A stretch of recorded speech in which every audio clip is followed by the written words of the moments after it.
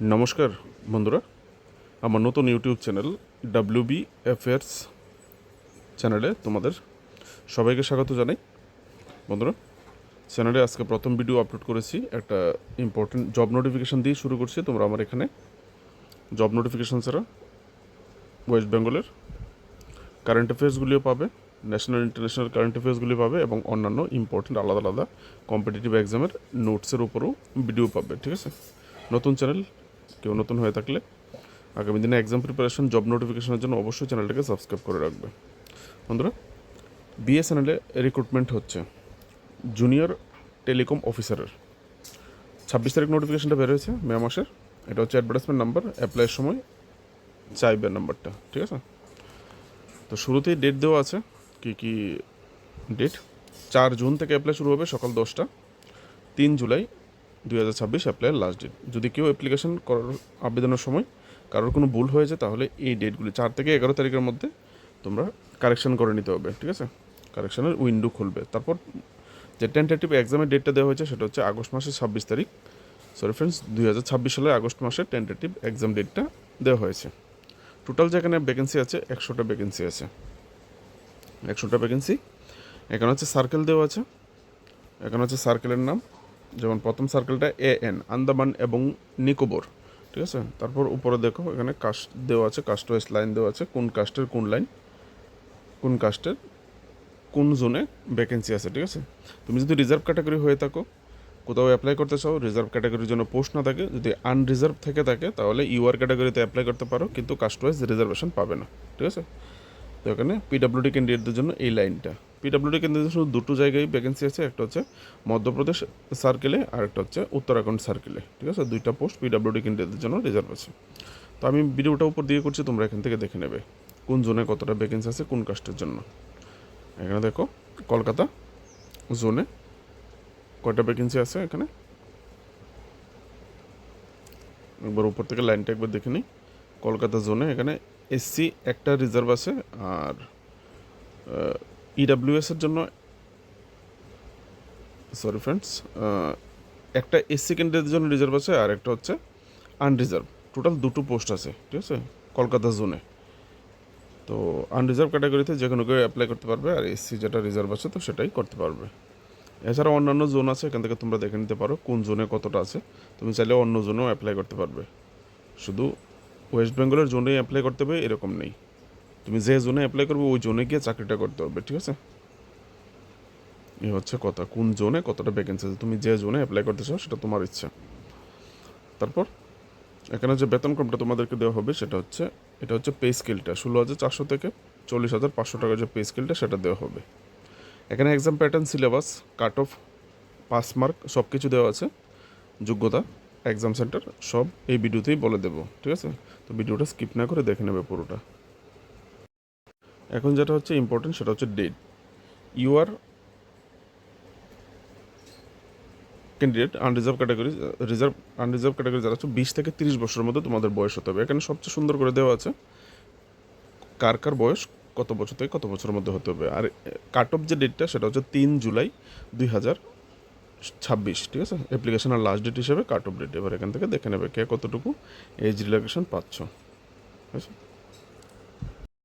এখানে দেখো সিলেকশন প্রসিডিউরের কথা বলা হয়েছে, এখান থেকে চাইলে দেখতে পারো, নিচেও দেওয়া আছে দেখতে পারবে। ঠিক আছে, এখানে যে সিলেকশনটা হবে computer based multiple choice type MCQ type question হবে। ইঞ্জিনিয়ারিং সেকশন 1, 3টা সেকশনে হবে কোশ্চেন পেপারটা। ঠিক আছে, সেকশন 1 আছে engineering section 1, stream section 1, engineering stream section 2, আর হচ্ছে জেনারেল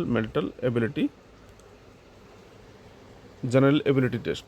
ঠিক আছে, সবটারই সিলেবাস দেওয়া আছে, তোমরা দেখতে পারবে নিচে। হ্যাঁ, আর এখানে বলা হয়েছে কোশ্চেনের যে স্ট্যান্ডার্ডটা হবে সেটা কিন্তু হবে কলেজ স্ট্যান্ডার্ড। তোমরা যে কলেজে পরীক্ষা দিয়েছো, এই যে এখানে কোশ্চেনের স্ট্যান্ডার্ড যেটা কলেজের এক্সাম ইউনিভার্সিটি লেভেলে যে স্ট্যান্ডার্ডে পরীক্ষা দিয়েছো সেই স্ট্যান্ডার্ডেই কোশ্চেন করা হবে। এখানে হচ্ছে scheme of examination and syllabus. এখানে যে এক্সামটা হবে 3 ঘন্টা ডিউরেশনের এক্সাম হবে। এখান থেকে দেখাতে নাও, 3 ঘন্টা ডিউরেশনের এক্সাম হবে। Section engineering stream section 1 200 mark, 50টা কোশ্চেন, একটা কোশ্চেনে 4 মার্ক করে। ইঞ্জিনিয়ারিং সেকশন 2 এখানেও 50টা কোশ্চেন 200 মার্ক, তারপর জেনারেল এবিলিটি সেকশন 20টা কোশ্চেন 80 মার্ক, 4 মার্ক করে, টোটাল 480 মার্কের পরীক্ষা তোমাদের হবে, 120টা কোশ্চেন। ঠিক আছে, এখানে দেওয়া আছে 3 ঘন্টা ডিউরেশন। নেগেটিভ মার্কিং আছে এখানে, দেখো এখানে নেগেটিভ মার্কিং কত বলেছে, একটা কোশ্চেনের জন্য 4 মার্ক আর ভুল উত্তরের জন্য 1 মার্ক কাটা যাবে। তো বুঝে সুঝে আনসার করবে। তো এখানে হচ্ছে মিনিমাম যে তোমাদের 5 মার্ক রাখা হয়েছে, মিনিমাম কোয়ালিফাইং মার্ক। ঠিক আছে, মিনিমাম কোয়ালিফাইং মার্ক, এর চাইতে কম পেলে তোমরা ফেল হয়ে যাবে। আর যে সবচেয়ে বেশি পাবে সে অবশ্যই মেরিট লিস্টের উপরে থাকবে। তো এখানে 3টা সেকশন তোমরা দেখেছো, 3টা সেকশনে বলা হয়েছে প্রত্যেকটা সেকশনে তোমাকে, তুমি যদি আনরিজার্ভ এবং ওবিসি সিএল ক্যান্ডিডেট হয়ে থাকো, ঠিক আছে, ওবিসি সিএল এবং আনরিজার্ভ ক্যাটাগরি হয়ে থাকো জেনারেল, তাহলে প্রত্যেকটা সেকশনে কমসে কম 40% পেতে হবে। আর অ্যাভারেজ 3টা সেকশন মিলিয়ে তোমাকে 50% পেতে হবে। ঠিক আছে, প্রত্যেকটা সেকশনে 40-এর কম পেলে হবে না, তাহলে ফেল হয়ে যাবে। আর অ্যাভারেজ 50%, মানে 480-র মধ্যে 240 তোমাকে অ্যাভারেজ পেতে হবে। ঠিক আছে, আশা করি বুঝতে পেরেছো। আর যারা এখানে SC ST ওবিসি এনসিএল এবং PWD EWS ক্যান্ডিডেট আছো, তোমাদেরকে 5% ছাড় দেওয়া হয়েছে, 35% প্রত্যেকটা সেকশনে, আর অ্যাভারেজ 45%, কমসে কম 5 মার্ক। ঠিক আছে, আর যে সবচেয়ে বেশি পাবে সেই মেরিট লিস্টের উপরে থাকবে। এত নাম্বার পেয়ে গেলে, এই পার্সেন্ট পেয়ে গেলে তুমি পাস করবে এরকম নয়, মেরিট লিস্টে আসবে। ঠিক আছে, যে উপরে থাকবে সেই আসবে। এখানে একটা সার্ভিস বন্ড করা হবে, তুমি কমসে কম 5 বছর চাকরি করবে BSNL এ, এরকম করে। ঠিক আছে, as a telecom officer 6 lakh টাকার একটা সার্ভিস বন্ড তোমাদের করতে হবে। যদি 5 বছর চাকরি না করো, টাকাটা তোমাকে দিতে হবে। এখানে অ্যাপ্লিকেশন ফির কথা বলা হয়েছে। ইউআর ওবিসি EWS ক্যান্ডিডেট হলে 2,000 টাকা দিতে হবে, আর SC ST PWD ক্যান্ডিডেট হলে 1,000 টাকা অ্যাপ্লিকেশন ফি তোমাকে দিতে হবে। ঠিক আছে, অনলাইনে অ্যাপ্লাই করতে হবে, internet, net banking, credit card, debit card use করে দিতে পারবে। ঠিক আছে, বা BSNL ওয়েবসাইটেও দিতে পারবে, এখানে ওয়েবসাইট দেওয়া আছে, টাকা দেওয়ার সময় দিতে পারবে। যেটা সবচেয়ে বেশি প্রয়োজন ছিল সেটা ছিল যোগ্যতা। ঠিক আছে, যোগ্যতাটা নিচে দিয়েছে, তো সেটাতে আমার কোনো দোষ ছিল না। যোগ্যতাটা নিচে, এখানে একদম নিচে দেওয়া হয়েছে, ব্যাচেলার ডিগ্রি হতে হবে। কোন কোন স্ট্রিমে, এখানে দেখো স্ট্রিম দেওয়া আছে 7টা। এই 7টা স্ট্রিমের মধ্যে যে কোনো স্ট্রিমে ইঞ্জিনিয়ারিং তুমি পাস করলেই অ্যাপ্লাই করতে পারবে, ডিগ্রি থাকলেই। আর যদি MSc করে থাকো কেউ, MSc ইলেকট্রনিক্স অথবা MSc কম্পিউটার সায়েন্স, তাহলেও তোমরা অ্যাপ্লাই করতে পারবে। ঠিক আছে, এখানে নিচে দেওয়া আছে, এর নিচে দেওয়া আছে সিলেবাসটা। ঠিক আছে, এখানে দেখো সেকশন 1, সেকশন 2 আর জেনারেল এবিলিটি টেস্ট। এখানে দেখো সিলেবাস।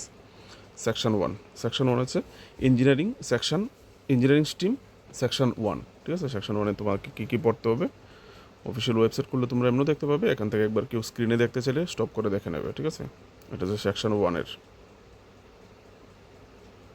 এবার হচ্ছে সেকশন 2, এটা হচ্ছে সেকশন 2 কী কী পড়তে হবে দেখে নেবে স্টপ করে।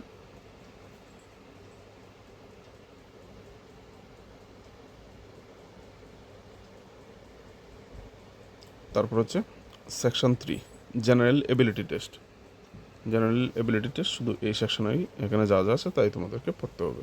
ঠিক আছে, আর একদম নোটিফিকেশানে একদম নিচে এক্সাম সেন্টার দেওয়া আছে। এবার তুমি যে জোনে অ্যাপ্লাই করবে ওই জোনের এক্সাম সেন্টার আছে। ঠিক আছে, এগুলি তোমরা দেখে নেবে। জুম করছি, লাস্ট পেজ নোটিফিকেশনে।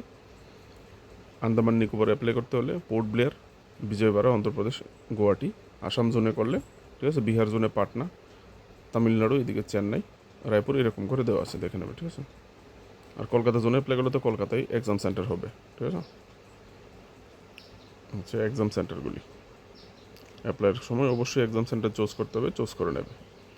তো এই ছিল নোটিফিকেশানটা। যদি নোটিফিকেশান থেকে কোনো হেল্প হয়ে থাকে, চ্যানেলটা নতুন হয়ে থাকে, অবশ্যই সাবস্ক্রাইব করবে। Daily important job notification, West Bengal current affairs, national international current affairs এবং অন্যান্য টপিকের উপর ভিডিওর জন্য। ভালো থাকবে সবাই, নমস্কার।